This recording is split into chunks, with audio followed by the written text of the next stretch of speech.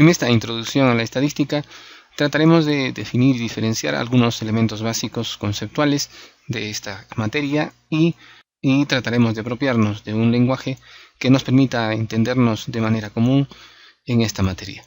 Población, muestra, variable serán los términos que guiarán nuestro recorrido en esta introducción. Estadística. Cuando hablamos de estadística, hablamos de una ciencia que contiene métodos, procedimientos que nos ayudan a recolectar datos, sea de una población o una muestra, nos permite resumir esos datos y nos permite llegar a conclusiones. La estadística, por tanto, tiene que ver mucho con los términos de población, muestra y variable, que indispensablemente son conceptos que nos ayudan a mejorar nuestra comprensión de la información masiva. La estadística se divide en dos. No porque estas partes sean contrarias o sean totalmente diferentes, sino más bien porque estas son complementarias. La estadística descriptiva es aquella que utiliza los métodos básicos para generar gráficos, tablas, resúmenes en pequeños indicadores como promedios, medianas, desviación estándar, como herramientas para describir a un conjunto de sujetos, los que, en fin, no interesa si pertenecen a una población o a una muestra.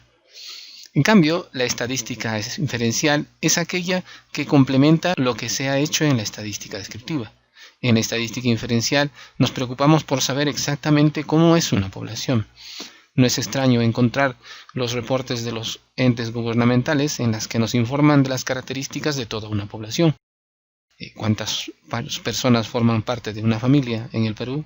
En promedio, ¿qué edad tiene la persona que sostiene mayoritariamente la economía de un hogar? ¿Cuántos hijos por hogar tenemos? ¿Cuántos ancianos conforman las familias? ¿Cuántos de estos jóvenes son estudiantes, trabajan, son indocumentados, no trabajan, etcétera? Todas estas informaciones son necesarias para formular planes de acción para beneficiar a la mayoría en la población. Este tipo de investigaciones son llevadas a cabo, por ejemplo, por el Instituto de Estadística e Informática en nuestro país, pero ¿el Instituto de Estadística e Informática podrá encontrarnos a cada uno de nosotros para preguntarnos sobre nuestras necesidades? Pues no. Para ello se utiliza una técnica que se llama muestreo. La estadística inferencial basa todos sus cálculos en función del uso de muestras. Es decir, se toman algunas familias a nivel de todo el territorio nacional, se investiga en ella las características que deseamos averiguar y entonces definimos cuestiones que podemos trasladar como generales a la población. Es decir, si encontramos que en las familias de la muestra existe un 60% en el que solamente una persona sostiene la economía de estas, pues será también esto mismo lo que sucede en la población. Si en las muestras que hemos recabado se tiene que un 15% de ellas considera dentro de su conformación a personas mayores de 60 años, será también entonces que en la población sucede lo mismo. A este procedimiento le llamamos inferencia. Por inferencia podemos saber qué sucede en una población utilizando solo los datos de una muestra. Así, apoyados en la estadística, podemos decir qué sucede en una población. Pero esto no es tan sencillo. La inferencia requiere de las probabilidades, es decir, es necesario saber qué tan probable es que acertemos con lo que hemos encontrado en una muestra para decir qué sucede en una población, como también decir qué tan probable es que nos estemos equivocando. A eso le llamamos nivel de significancia o de significación. Por tanto, el objetivo final de la estadística no es solo sino hacer inferencias respecto de una población en base solo a la muestra o a la información que la muestra nos da. ¿Y la población? ¿Qué es la población? La población viene a ser el conjunto completo de todos los sujetos, individuos, que nos permiten obtener información para responder a una investigación. Las poblaciones pueden ser muy diversas y de diversa índole. Por ejemplo, pueden ser personas, y en este caso averiguamos sobre ellas características demográficas que nos permiten dar respuesta a muchas situaciones económicas, comerciales, sociales, antropológicas. También pueden ser animales, en el caso de la producción masiva que tanto usamos, como también pueden ser plantas u objetos que se producen dentro de nuestras industrias. Todas estas constituyen poblaciones diversas y muchas veces muy amplias.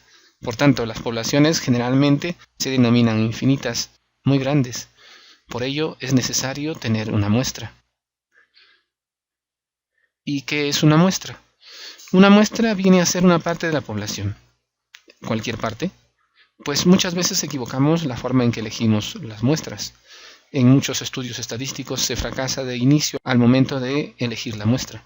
Si ahora elegimos, por ejemplo, tomando solo una porción, aquella que está más cerca a nosotros o más convenientemente cerca de nosotros, formularemos una muestra que nos inducirá al error. Les explico cómo. Simulemos que he traído una torta y les digo que hay que probarla. No, pero de esta manera no. Las condiciones son básicamente dos. Una, debemos probar a cucharadas. Y dos, con los ojos cerrados. ¿Por qué así? Porque es de esta manera como prácticamente nos enfrentamos a una investigación al inicio cuando vemos nuestra población y queremos obtener una muestra. Nuestra población es tan grande que no podemos verla toda y es casi como si actuáramos a ojos cerrados o con una venda en ellos. Por lo tanto, si probamos la población de manera equivocada, solo tomando una parte que no es representativa, de inmediato nuestro juicio será equivocado respecto a cuando nos pregunten cómo es esta población. Mas, sin embargo, la estadística prevé un procedimiento básico que permite que este error no se provoque. Dado que si tú haces una elección equivocada de la muestra, los resultados serán inválidos, entonces necesitas del muestreo para obtener una muestra que pueda realmente representar a la población. En este caso, con el ejemplo de la torta, tendríamos que hacer degustación de partes en muchas tomados de muchos lugares aleatoriamente. Así, de esa manera, probando de aquí y de allá, podremos por fin dar un juicio más certero y mucho más preciso respecto de lo que es la población. Solo entonces el juicio que tengamos de esta población y los estudios que hagamos de ella podrán constituir un estudio válido y los resultados podrán transportarse por inferencia a la población. Una muestra, por tanto, en la estadística solo puede ser aquella que es representativa, es decir, que tiene todo lo que tiene la población. ¿Y cómo obtenemos una muestra representativa? La única manera es hacerlo de manera aleatoria. El procedimiento se denomina muestreo, y en este caso existen muchos métodos para hacer posible una muestra aleatoria. Y una vez que reconocemos nuestra población y que obtenemos nuestra muestra, podemos sacar datos de ellas. Si podemos obtener datos de la población, en caso pudiera ser una media, que es el promedio, una desviación estándar o una proporción, que es un porcentaje, estos datos obtenidos de la población vienen a titularse de parámetros. Si hacemos lo mismo con los datos de una muestra, si obtenemos un promedio, una desviación estándar o una proporción, entonces estos datos, estas medidas, vienen a titularse de estadísticos o estimadores. En todo caso, de forma general, toda información que se obtiene de una población es un parámetro, y toda información que obtenemos de una muestra se denomina estadístico o estimador. ¿Y quiénes pueden proveernos de esta información? Pues las unidades estadísticas o sujetos que forman parte de la población o de la muestra. Un sujeto denominado unidad estadística puede ser una persona, dado que las poblaciones pueden estar formadas por ellas. De estas personas podemos obtener datos de acuerdo a sus características, como en el caso de una persona: edad, peso, estatura, lugar de nacimiento, grado de instrucción o estado civil. También puede ser un objeto, como en el caso de un plato de comida, en el que podemos averiguar costo, precio, peso, temperatura, tiempo de preparación. Todo individuo, sujeto, que pueda permanecer dentro de la población o dentro de una muestra y que pueda aportar información, se denomina unidad estadística.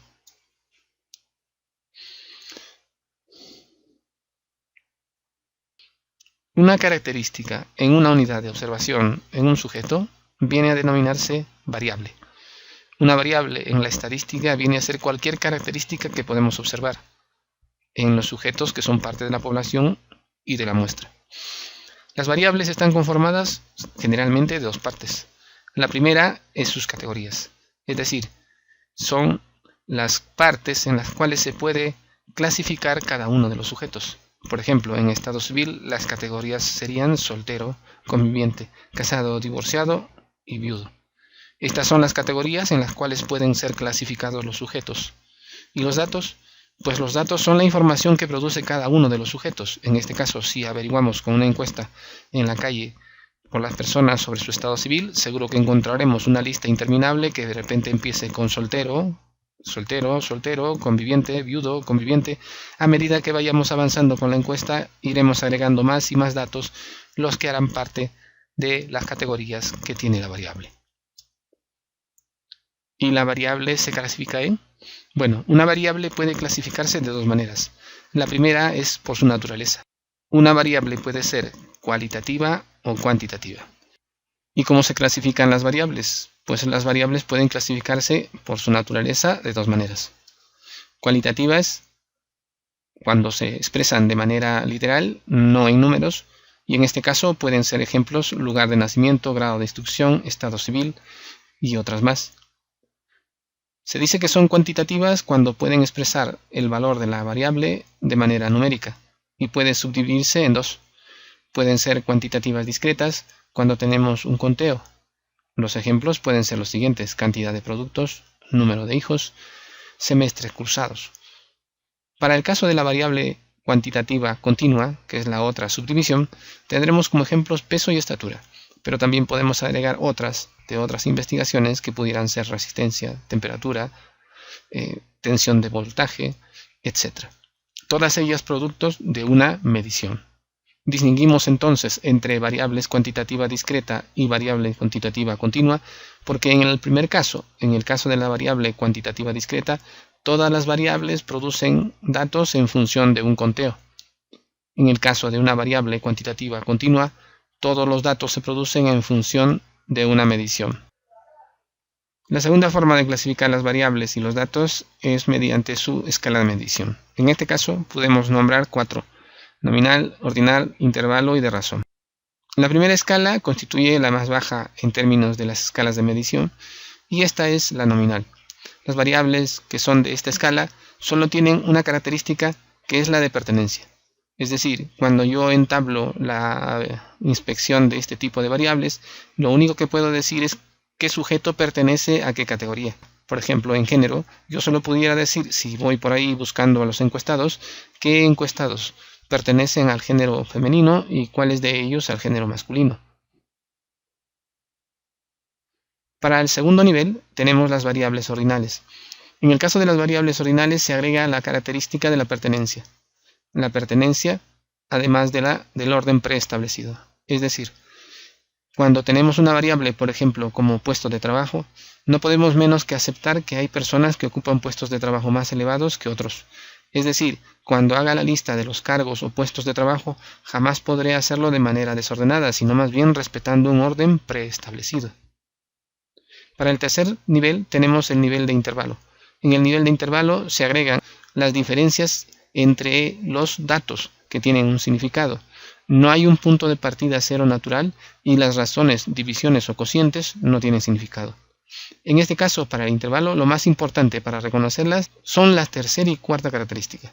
Las diferencias tienen un significado, es decir, por ejemplo, si yo resto dos temperaturas de dos lugares, podré averiguar cuál es la diferencia de temperatura entre ambas y podré decir que en un lugar hace más calor que en el otro. Es decir, que la sensación de calor en una ciudad será menos, en la otra más. Que no existe un punto de partida significa que, por ejemplo, el cero en las temperaturas es una parte de la escala, es decir, es una temperatura más. Existen temperaturas por debajo del cero, y es normal que tengamos esas temperaturas, por ejemplo, en ciudades que están ubicadas en la sierra. La última de las escalas, la de razón, constituye la que tiene todas las características que pueda tener una variable. En este caso, el cero tiene un significado porque el cero significa la ausencia de la variable, como por ejemplo en el caso de estatura. Cero en estatura significaría que no existe esa persona y que hay ausencia de esa variable. Aquí las razones, cocientes o divisiones tienen significado, es decir, dividir, por ejemplo, el ingreso de una persona entre el ingreso de otra persona tiene significado. Si, por ejemplo, una de ellas gana 4.000 soles y la otra 2.000, si hacemos la división entre ambas obtendremos un 2, lo que significa que una de ellas gana el doble que la otra. En resumen, la estadística puede dividirse en descriptiva y inferencial, y hemos visto que en el caso de estas dos se complementan. Una de ellas inicia el proceso de tratamiento de los datos y nos permite presentarlos, resumirlos. La otra permite trasladar los datos a una población haciendo una inferencia y utilizando las probabilidades. Todo ello es posible porque en medida que podamos reconocer una población, de la cual podamos obtener una muestra representativa. Es indispensable pensar también que si tenemos una muestra y una población reconocidas, podemos entonces entablar un recojo de información de cada una de las características de los sujetos. Estas características denominadas variables pueden dividirse o clasificarse por su naturaleza en cualitativa, cuantitativa, continua y discreta, o por su nivel de medición, nominal, ordinal, de razón o de intervalo. Este es pues el glosario de términos básicos que debemos manejar en el desarrollo de nuestra asignatura.